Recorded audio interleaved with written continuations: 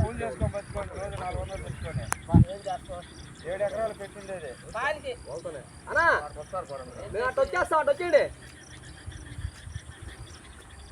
నమస్కారం sir. Government వారికి తెలియజేసుకునేది ఏమనగా, ఇప్పుడు నెల్లూరు జిల్లా రాపూర్ మండలం గోనపల్లి పంచాయతీలో ఉన్నాము.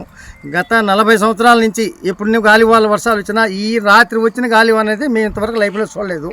వచ్చిన గాలివానకి రేకులు, పొలాలు, పైరు, నిమ్మ చెట్టుతో కూడా కింద పైకి తల కింద అయిపోయింది.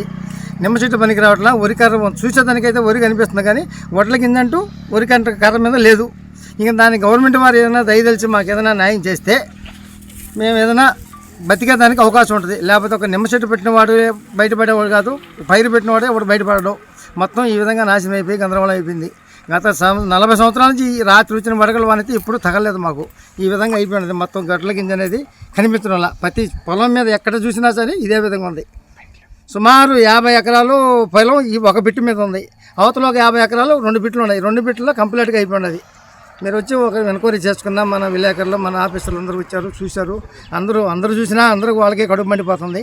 మా బాధలు అయితే ఎవరికి చెప్పుకోవాలి అర్థం కాక ఎట్టో దేవుళ్ళలాగా వాళ్ళు వచ్చారు. వాళ్ళకి వినిపించుకుంటున్నాం సార్. మేము దయచేసి మాకు ఏదైనా న్యాయం చేయండి. నా పేరు మెల్లంకొండయ్య, గోనపల్లి గ్రామం, రాపూర్ మండలం, నెల్లూరు డిస్టిక్.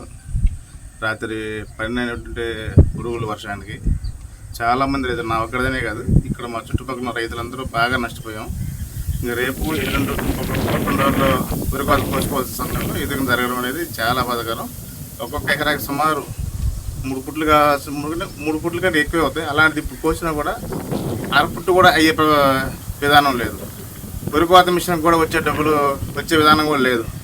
కొత్త వరిగడ్డి మాత్రం కోసుకునే విధానం ఉంది. ఖచ్చితంగా దీనికి గవర్నమెంట్ వారు సాయం చేయాలని మనస్ఫూర్తిగా కోరుకుంటున్నాను. నా ఒక్కడే కాదు, సుమారు మా పంచాయతీలో 150 ఎకరాల పైన పోయి ఉంటుంది.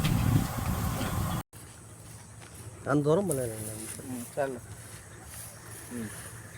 చెప్పిన ఏంది రే చిన్న 2-3 మాటలు చెప్పలే. నెల్లూరు జిల్లా చెప్పలే, గోనపల్లి గ్రామం. నా పేరు ఇలా గుర్రాల నరసింహ.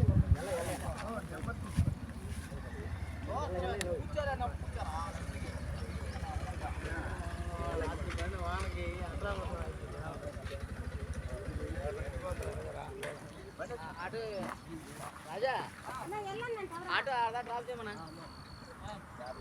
విలేకరులు అక్కడ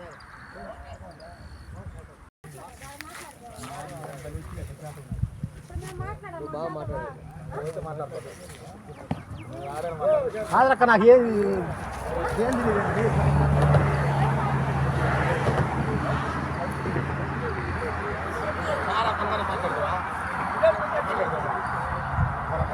పచ్చగా అనిపిస్తుంది.